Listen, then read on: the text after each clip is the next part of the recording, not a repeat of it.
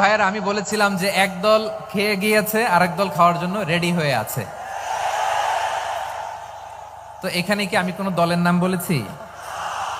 আর এই জাতীয় বার্তা যখন আমরা দেই, তখন যদি আপনি বলেন যে পারলে রাজনীতিতে আসেন, পারলে দল করে দেখান, এটা হইল? আমি কি এরকম কোনো কথা বলেছি? না। আমি একজন মুফাসসিরে কোরআন, আমি একজন আলেম, এর বাইরেও আমার সবচেয়ে বড় পরিচয় আম আ সিটিজেন অফ বাংলাদেশ। আমি বাংলাদেশের একজন সাধারণ নাগরিক। আমার দেশের যে কোনো সমস্যা, যে কোনো ইনকনসিস্টেন্সি, অসঙ্গতি নিয়ে মত প্রকাশের স্বাধীনতা আমার আছে না নাই? আপনারাই তো বাক স্বাধীনতার কথা বলেন। আমি দেখেছি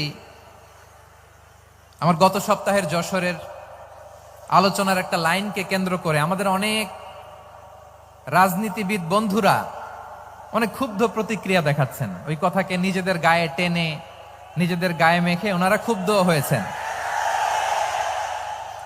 প্রিয় ভাইয়েরা, আমি বলেছিলাম যে একদল খেয়ে গিয়েছে আরেক দল খাওয়ার জন্য রেডি হয়ে আছে।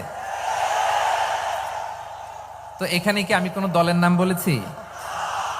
বাংলাদেশে 48টা প্রায় নিবন্ধিত রাজনৈতিক দল, কোনো দলের নাম আমি বলিনি। কথাটাকে আমি জেনারেল রেখেছি।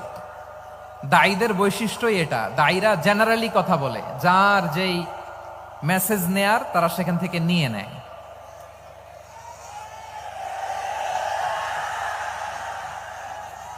তো কোনো দল এটা নিয়ে কোনো কথা বলল না, আপনারা এটাকে নিজের গায়ে যে মাখালেন, এটা ঠিক হয়নি। আমি বলবো যে এটা খুবই অনভিপ্রেত হয়েছে।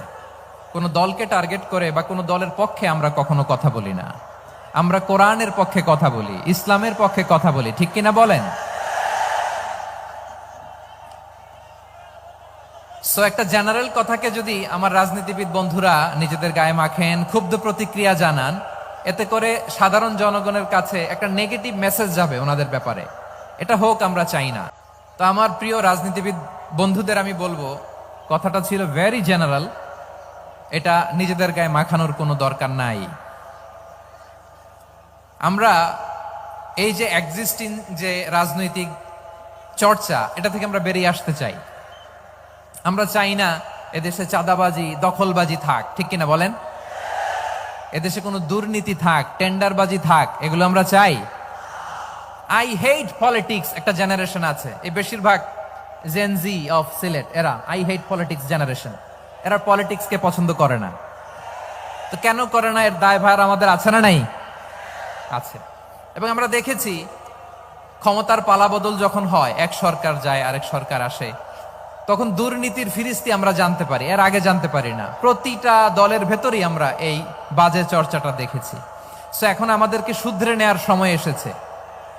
এটা এই সুন্দর সময়, নতুন প্রভাতের বাংলাদেশ, নতুন ভোরের বাংলাদেশ, এই সময় আমরা কাদা ছোড়াছড়ি যেন না করি। আমাদের শপথ নেয়ার সময় এসেছে। প্রতিটি দল, নিবন্ধিত 48টি, সবগুলো দলের এখন শপথ নেওয়া উচিত যে আমরা কোনোদিন আর চাঁদাবাজি করব না, টেন্ডারবাজি করব না, দখলবাজি করব না।